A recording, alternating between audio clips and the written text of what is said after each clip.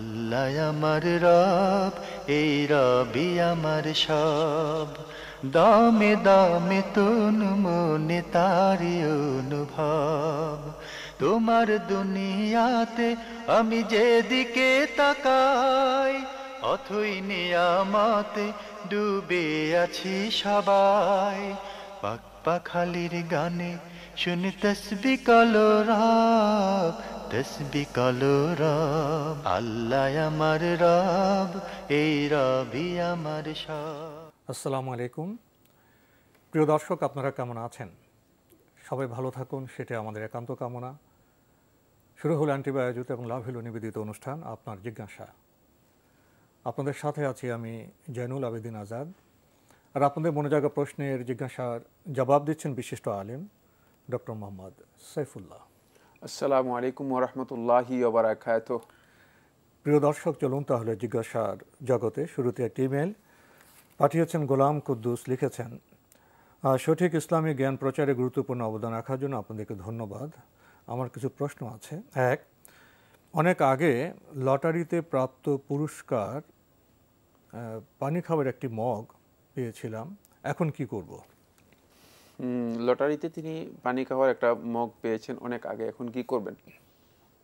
এই মগ যদি আপনার কাছে থাকে তাহলে সেটা আপনি অন্য কাউকে, ফকির মিসকিনদেরকে দিয়ে দিতে পারেন, অসুবিধা নেই, আপনার জন্য জায়েজ রয়েছে।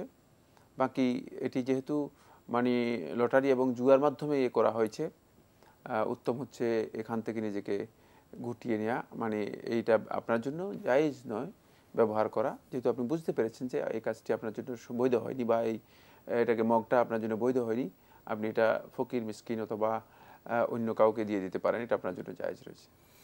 আপনার সব লটারির রূপ কি একরকম হয়? মানে তিনি যে লটারির কথা বলেছেন মনে হচ্ছে আমরা বুঝতে পেরেছি যেটা জুয়ার মাধ্যমে যে লটারি, সেই লটারির কথাই বলেছেন, অন্যথায় তিনি এই প্রশ্ন করতেন না। জি, মানে আমরা জুয়া যে লটারির মধ্যে রয়েছে সেই লটারির কথাই বলছি। সেই লটারির কোনো বস্তু মূলত বা কোনো পুরস্কার ইসলামী শরিয়া অনুযায়ী বৈধ নয়। অনেক সময় দেখা যায়, যেমন কেউ বনভোজনে গেল, একটা অনুষ্ঠানে গেল, সেখানে তো মনে করেন 100 জন গেল, সবাই দিতে পারবে না, তো বলে আমাদের পুরস্কার দেওয়ার জন্য আসলে কষ্ট করে এসছেন, আমাদের 5টি মগ আছে, তো সবাইকে দিতে পারছি না, তখন লটারি করা হয় যে কোন পাঁচজন।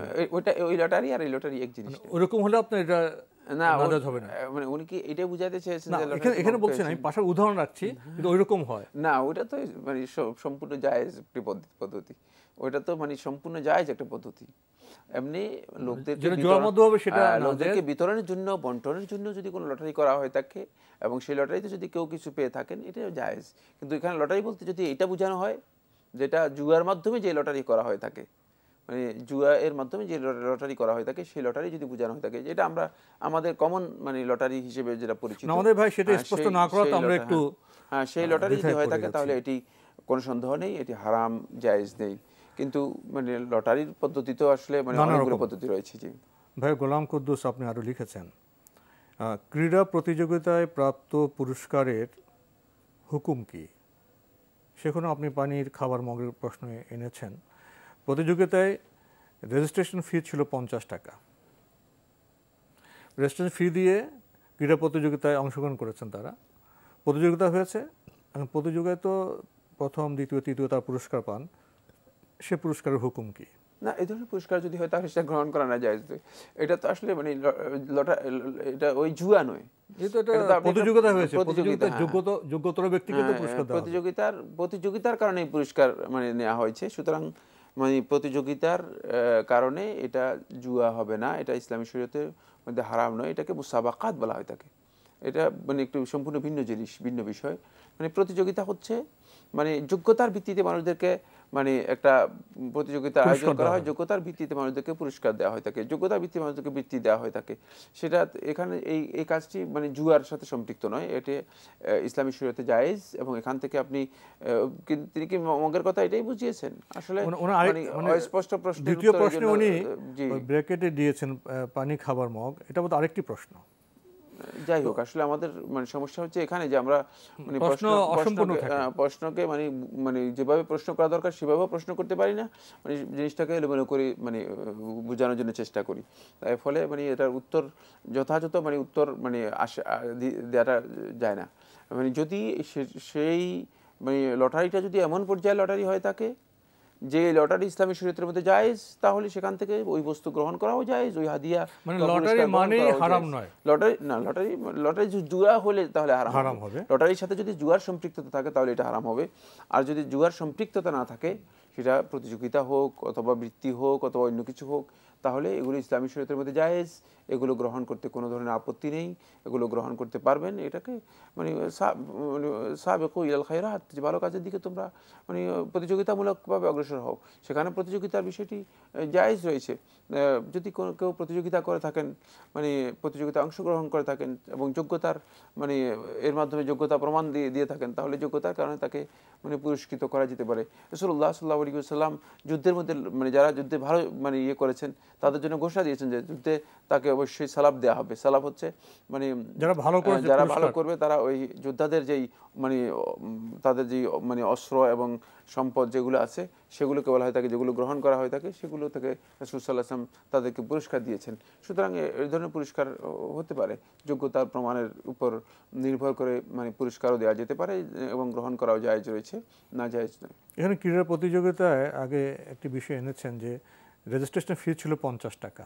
এতে কোনো অসুবিধা নেই, 50 টাকা নানা খরচ আছে, নানা ব্যবস্থাপনা আছে, নাহলে প্রতিযোগিতা হবে কিভাবে? প্রতিযোগিতার জন্য রেজিস্ট্রেশন ফি, প্রত্যেকটা কাজের জন্য রেজিস্ট্রেশন ফি থাকতে পারে। সুতরাং এটা মানে এটাকে জুয়ার মধ্যে অন্তর্ভুক্ত। জুয়া হচ্ছে যেখানে মানে সরাসরি নগদ টাকা দিয়ে অংশগ্রহণ করবে এবং নগদ টাকা গ্রহণ করবে, সেটা হচ্ছে জুয়া। কিন্তু এখানে তো নগদ টাকা মানে তাদেরকে টাকা দেওয়া হচ্ছে রেজিস্ট্রেশন ফি হিসেবে, তাদের কাছ থেকে নেওয়া হচ্ছে মানে প্রতিযোগিতায় অংশগ্রহণ করার জন্য।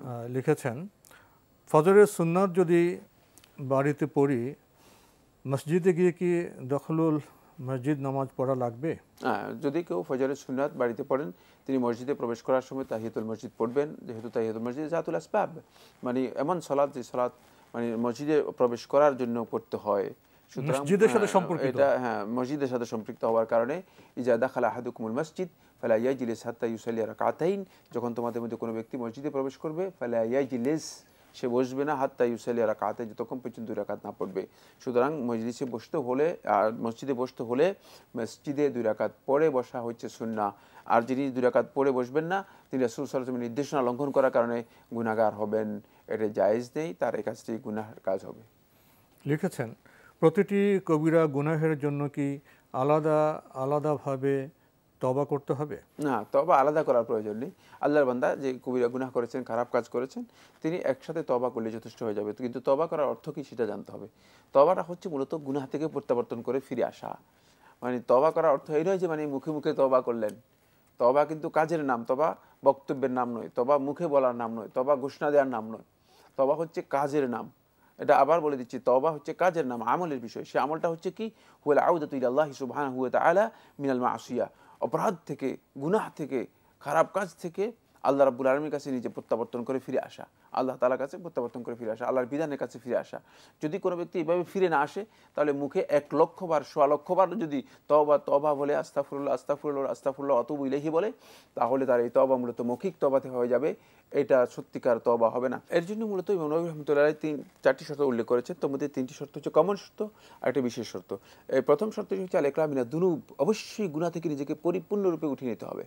দ্বিতীয় নম্বর হচ্ছে আন-নাদমু আলা মা ফাআল, যা করেছে মানে যেই অপরাধটা করেছে, অন্যায় করেছে, অন্যায়ের উপর নিজেকে অনুতপ্ত হতে হবে, মানে আমি নিজেকে এই উপলব্ধি আসতে হবে যে আমি অপরাধ করেছি।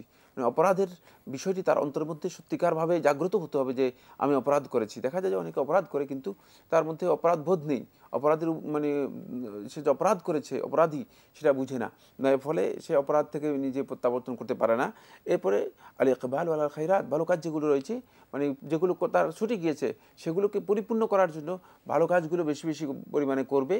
এরপরে যে শর্তটি সেটা হলো, যদি কোনো কারণে মাজলামা হয়ে থাকে, মানে কোনো বান্দার হক এর সাথে জড়িত হয়ে যায়, তাহলে তার হকটুকু, তাই এই হকটুকু তার কাছে ফেরত দেয়া, এই হকটুকু তাকে মানে বুঝিয়ে দেয়া।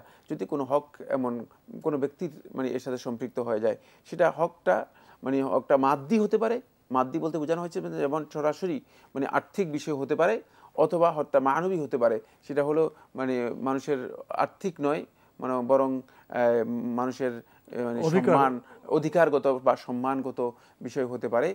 সেই ক্ষেত্রে তার যদি সম্মানের সাথে সম্পৃক্ত হয়, অধিকারের সাথে সম্পৃক্ত হয়, মর্যাদার সাথে সম্পৃক্ত হয়, যেমন কারো গীবত করা হয়েছে, কারো সম্পর্কে অপবাদ দেওয়া হয়েছে, কারো ধরনের মিথ্যা কথা বলা হয়েছে, ইত্যাদি ইত্যাদি হয়ে থাকে, মানে তাহলে সেটা তার কাছ থেকে মানে ক্ষমা নিতে হবে, তার কাছে গিয়ে ক্ষমা নিতে হবে।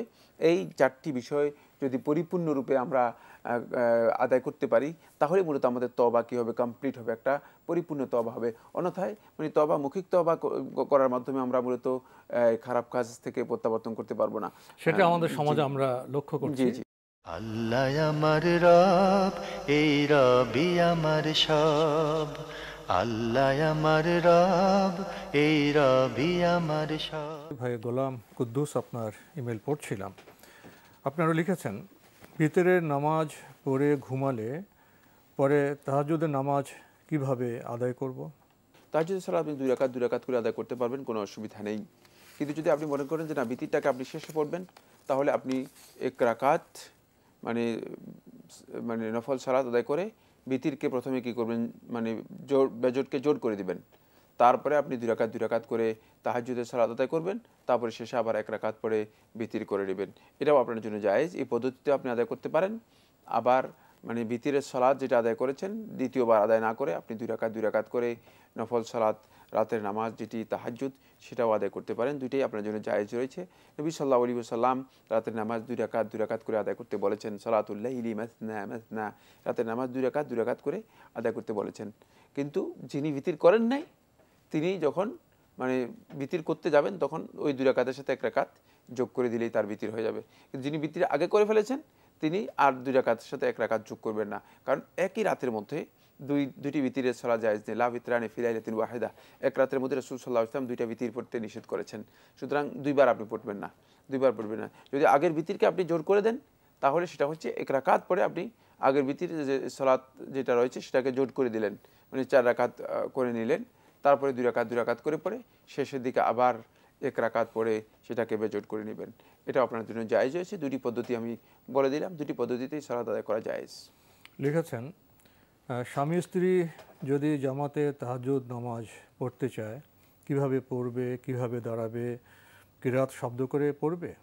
কেরাত শব্দ করে পড়া জায়েজ রয়েছে। রাতের নামাজের জন্য কেরাত শব্দ করে পড়তে পারবেন, কোনো অসুবিধা নেই। রাতের সালাতে নবী সাল্লাল্লাহু আলাইহি ওয়াসাল্লাম কেরাত শব্দ করে পড়তেন। তবে রাতের সালাতের মধ্যে মানে কেরাত এত মানে ঊর্ধ্ব আওয়াজে বা এত আওয়াজ করে লাউডলি পড়বে না যে মানে হয়তো ঘরের সবাই ঘুম থেকে জেগে যাবে বা কারো ডিস্টার্ব হবে। কারণ রাতের নামাজটা হচ্ছে মূলত আল্লাহ রাব্বুল আলামিনের সাথে আল্লাহর বান্দার একটা মানে এমন একটা অবস্থান, যে অবস্থানটুকু মানে বান্দা সত্যিকার আল্লাহ তাআলার সাথে একটা মানে একান্ত অবস্থানের মতো, একটা যোগাযোগ, একটা সম্পর্ক, একটা মুনাজাতের মতো, মানে এটা হচ্ছে মূলত এই ধরনের সালাত। তাই এই মানে রাতের এই সালাতকে মানে একেবারে ব্যাপকভাবে ঘরে সবাইকে ডিস্টার্ব করে অথবা আশেপাশে যারা আসে সবাইকে ডিস্টার্ব করে অনেক জোরে কেরাত পড়া, এটা শুদ্ধ নয়। কিন্তু কেরাত লাউড করা জায়েজ রয়েছে, সেটা হচ্ছে যতটুকু শোনা যায় ততটুকু তিনি আওয়াজ করে পড়তে পারবেন। এরপরে স্বামী স্ত্রীও জামাতে অংশগ্রহণ করতে পারেন। সেখানে স্ত্রী পেছনে দাঁড়াবে, স্বামী সামনে দাঁড়াবে, স্ত্রী পেছনে দাঁড়াবে, স্বামী সামনে দাঁড়াবে। তারপরে পাশাপাশি না, পাশাপাশি দাঁড়াবেন না। এরপরে মানে সেই সালাতের মধ্যে আপনি মানে দীর্ঘ কেরাতও পড়তে পারেন, আর যদি জামাতে আদায় করে থাকেন সেখানে হালকা কেরাতও পড়তে পারেন। তবে এখানে জামাতে ঘরের সবাই যদি অংশগ্রহণ করে সেটাও জায়েজ রয়েছে, আর যদি শুধু স্বামী স্ত্রী অংশগ্রহণ করে সেটাও জায়েজ রয়েছে। লিখেছেন, মানুষের কাছে কিছু কিভাবে চাইতে হয়? কোনো কোম্পানির এমডিকে একটা চাকুরি দেন, আপনি চাইলে তো দিতে পারেন, এভাবে বলা কতটুকু শরীয়ত সম্মত? হ্যাঁ, চাকরি চাওয়া মানুষের কাছে জায়েজ রয়েছে। মানুষের কাছে আপনি কোনো কিছু চাওয়ার যদি হয় যেটা মানুষের মালিকানায় রয়েছে, মানুষের কর্তৃত্বের মধ্যে রয়েছে, মানুষের অধিকারে রয়েছে, এমন কিছু যদি আপনি মানুষের কাছে চান, সেটা চাওয়া জায়েজ। এবং তাকে এক্ষেত্রে মানে তার কাছে বিনয় করা, মানে বিনম্রভাবে চাওয়া এটাও জায়েজ, এটা তো আদব, এটা আদব, মানে এই ধরনের চাইতে পারেন, কোনো অসুবিধা নেই। যে আপনি যদি অনুগ্রহ করেন মানে চাকরিটা দিতে পারেন, হ্যাঁ চাকরিটা দিতে পারেন, এতে কোনো ধরনের হারাম কিছুই নেই। কারণ এই চাকরির কর্তৃত্ব অধিকার হক তার মধ্যে তাকে দেয়া হয়েছে, সুতরাং তিনি সেটা করতে পারেন, এটি জায়েজ রয়েছে। কিন্তু মানে ফি মা লা ইয়াকদিরু আলাইহি আহাদ, যে বিষয়ে কারো কোনো সাধ্য নেই, কারো কোনো ক্ষমতা নেই, একমাত্র ইল্লাল্লাহ, শুধুমাত্র আল্লাহ রাব্বুল আলামিনের ক্ষমতা রয়েছে, আর দুনিয়ার কোনো মানুষের ক্ষমতা যে বিষয়ে নেই, সে বিষয়ে যদি কোনো ব্যক্তির কাছে গিয়ে চান যে হুজুর আমার একটা সন্তানের ব্যবস্থা করে দেন, আমার হায়াত বৃদ্ধি করে দেন, হ্যাঁ হুজুর আমার গুনাহ ক্ষমা করে দেন, তাহলে আপনি শিরক করলেন এবং শিরকে আকবর করলেন। এর মাধ্যমে আপনি ইসলামের যেই মানে পরিধি আছে, ইসলামের যে সীমানা রয়েছে, ওই সীমানা থেকেই বেরিয়ে হয়ে গেলেন পরিপূর্ণরূপে।